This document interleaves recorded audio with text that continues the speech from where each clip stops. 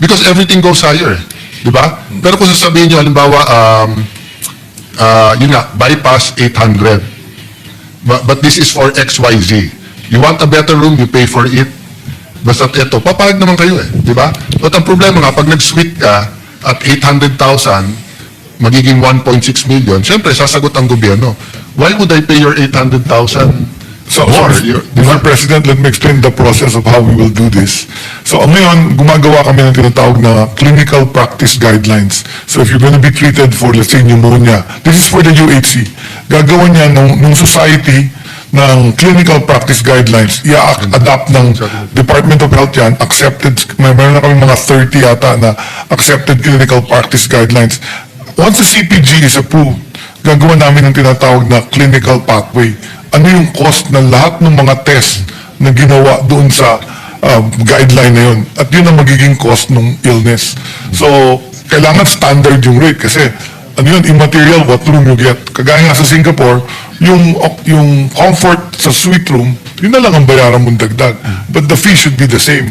Yung hematology, chemistry, x-ray, CT scan, isang rate lang lahat yun. Yeah, I don't mean to ruffle feathers sa hospital saka healthcare industry. I mean, for example, yung bagong ospital ng Ayala that really lowered the price sa cancer. Of course, cancer. PG tsaka Vicente Soto is much, I mean, Correct. 20 years ago. I'm just saying, tingin ng better system. So let me do just last two things. One, apologize to the media that our confrontation today was not as explosive as they were anticipating, but I think our debate is better today than last time. Secondly, galing to sa staff ko, just a reminder to all of us, no? Sabi nga dito, middle and lower class, but I think it's applicable kahit sa pinakamayaman. You're one illness away from poverty. It's just a good thought, but yun nga po, babalik ko dun sa stunting. Pag may stunting ka, may illness ka na or not scientifically, but you know what I mean. So, dear colleagues, Mr. President, thank you for this opportunity, and I hope lesson sa atin dalawa that we can do much more together, Secretary. Thank you po. Thank you, Mr. President. Majority Leader, I'd like to entertain a motion to lift the rules first before a manifestation that I would like to make. Mr. President, Senator Ruben Padilla is seeking the floor for a very short manifestation. Yes, but I would like to entertain a motion to lift the rules. Having addressed all queries directed to the DH Secretary, I manifest that the suspension of rules is no longer in effect. All right, any objection? Hearing none, rules is hereby lifted. Again, Senator Robin Padilla is recognized. Maraming salamat po, Ginoong Pangulo, at sa ating pinunong mayoriya. Hindi naman po ako magtatanong. Ako po ay magmamanifest lang. Ako po ay 100% na nakasuporta po sa inyo. Gusto ko lamang pong ipaalam sa inyo na meron po akong Senate Bill number 376. Ito po yung ang masustansyang pagkain at inumin sa Paaralan Act. Hinihingi ko po na sana po ay mabasa po ninyo, matingnan po ninyo at masuportahan po ninyo sapagkat kanina po sa inyo pong talakayan ng ating Minority Floor Leader, Senator Peter Cayetano, napag-usapan po yung masustansyang pagkain para sa mga bata. Ito pong panukala na ito, ay ang tawag ko po dito ay mabuti na yung prevention kesa sa cure. Yun lamang po at sana po mabasa po ninyo at masuportahan po ninyo ko. Maraming salamat po. All right, Majority Leader, before I entertain any other motion, just for the information, again, and awareness and appreciation of the Department of Health, no? You said yesterday that, or the other day, that the DDB who sets the accreditation of the rehabilitation facilities during my interpellation, I had a meeting with the DDB and the PDEA yesterday, and they quoted the law that I principally authored, 9165, Section 76. It's explicit. The DOH is the authority to accredit and set standards for private treatment and rehabilitation centers. So do that. And then also Section 75, DOH jurisdiction over government-owned rehab centers. and DOH Administrative Order 9, Series of 2020, mandate to accredit both government and private drug abuse rehabilitation centers and health facilities and services regulatory bureau empowered to set standards of the facility requirements. So in conclusion, it is the DOH and not the DDB to set the standard, okay? I see the thumbs up of Secretary Albosa. Thank you very much. Let us ensure the facility standards are for drug rehabilitation facilities and not for hospitals, for district hospitals, okay? Majority Leader. Yes, Mr. President, Senator Joel Villanueva is likewise seeking the floor for a manifestation. Senator Joy Villanueva is recognized. Thank you very much, Mr. President. Thank you, Majority Leader. This is just a short manifestation, Mr. President, and I was listening attentively to the interpellations of Senator Alan Cayetano, our Minority Leader, especially with regard to the implementation of MAIP funds, Mr. President. I would just like to put on record, Mr. President, that this representation had been in supporting the program because I see the importance of this particular program, especially in helping our indigent kababayans. But unfortunately, Mr. President, even this representation in our office experienced the same problem that all of a sudden we had I would call 1 month hiatus, Mr. President. For 1 month, Mr. President, we have been getting a lot of complaints and endorsement requests from indigent patients, and it reached to more than 1,000 patients, Mr. President. And during that time, this representation and my cell phone would support my claims, Mr. President, that I had been trying to get in touch with the secretary, and the secretary never answered my call, Mr. President.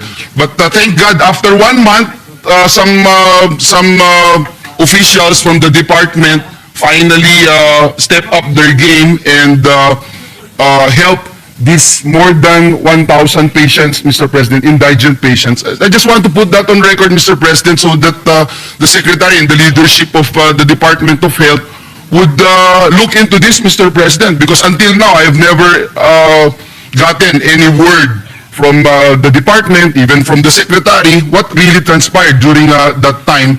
And unfortunately, Mr. President, one patient from Nueva Ecija, Senator Robin Hood Padilla, so one patient actually passed away during that 1 month hiatus, Mr. President. Whether or not I have the right to ask DOH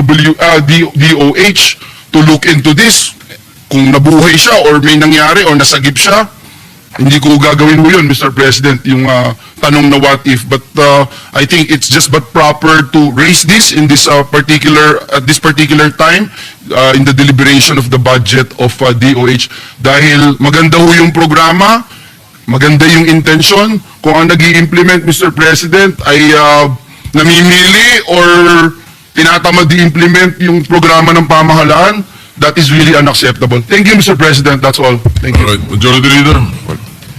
Yes, Mr. President, there being no other reservation for interpellation, I move to close the period of interpellation on the budget of the Department of Health, the Office of the Secretary, National Nutrition Council, Philippine National AIDS Council, the budgetary support to government corporations, Lung Center of the Philippines, National Kidney and Transplant Institute, Philippine Children's Medical Center, Philippine Health Insurance Corporation, Philippine Heart Center, and the Philippine Institute of Traditional and Alternative Healthcare, and that the same be deemed submitted for the body's consideration. All right, any objection? Hearing none, the budget of the Department of Health, including the only officers mentioned by the Majority Leader, is hereby deemed submitted. Yes, Mr. President, I ask for a minute suspension so that the Department of National Defense can come in. All right, session suspended.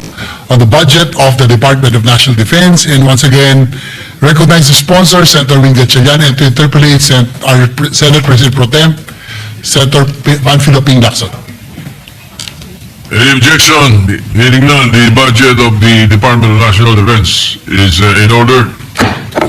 Senator Sherwin Gatchalian, the sponsor, is recognized, and this is a continuation of the earlier sponsorship. So we recognize the President Pro Tem, Senator Ping Lacson. Thank you, Mr. President.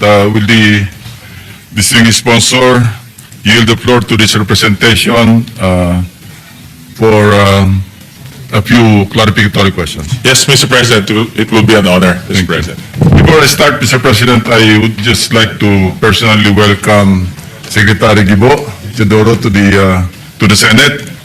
No? And before we get serious with my interpellation, share lang konting trivia. You know, when I was still a Lieutenant Colonel, Mr. President, we used to go out a lot, you know, with then student, UP student, law student, Gibo Teodoro, no? Along with now Secretary Ricardo De Leon, the NSA, the late Colonel Monsales, and John X. Junicio. So, mamaya pag gusto nyo suspend yung rules, tanungin nyo lang diretso kung saan kami nagpupunta.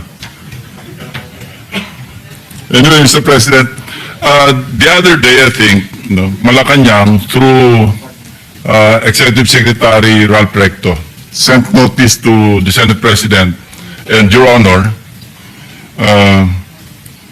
as Finance Committee Chairman, to create and provide appropriations under the 2026 General Appropriations Act to assist the local government units recently struck by back-to-back typhoons Tino and Uwan, which entered the Philippine Area of Responsibility last November 2 and November 7, I think, you know, so back-to-back. And as such, for purposes of crafting the Post-Disaster Needs Assessment or PDNA, they may be treated as cascading and compounding disasters. Kaya yung PDNA, pwede pagsamahan yung dalawa kasi back-to-back, hindi separate. With that said, the Senate and the Senate and Congress, for that matter, Mr. President, no, cannot simply introduce amendments, no, under the Senate version and even during the BICAM without getting some data on the ground. No. And this is where I will focus my interpellation. I will skip the portion yung sa budget proper ng DND. Anyway, our colleagues will definitely cover that. Ano? Dito lang magpo-focus because there's urgency, as you well know.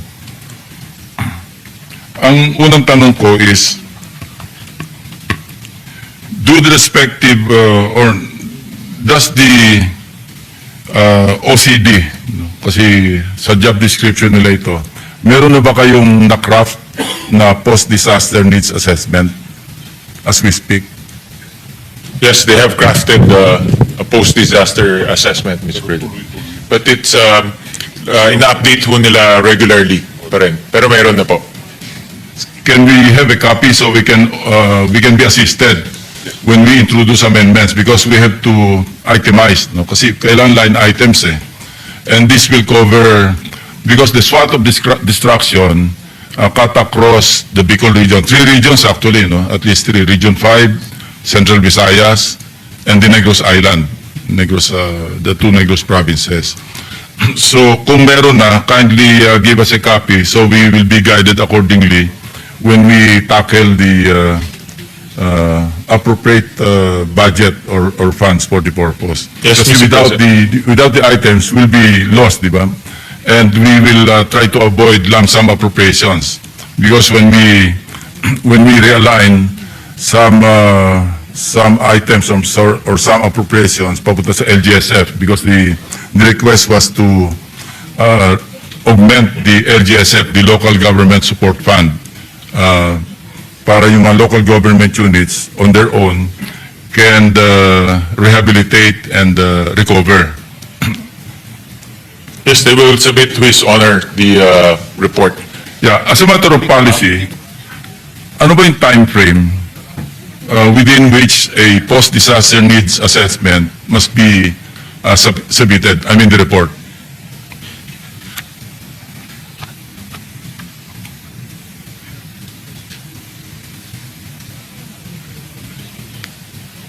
And before that, no, yung local disaster risk reduction and yung RDANA, no, rapid damage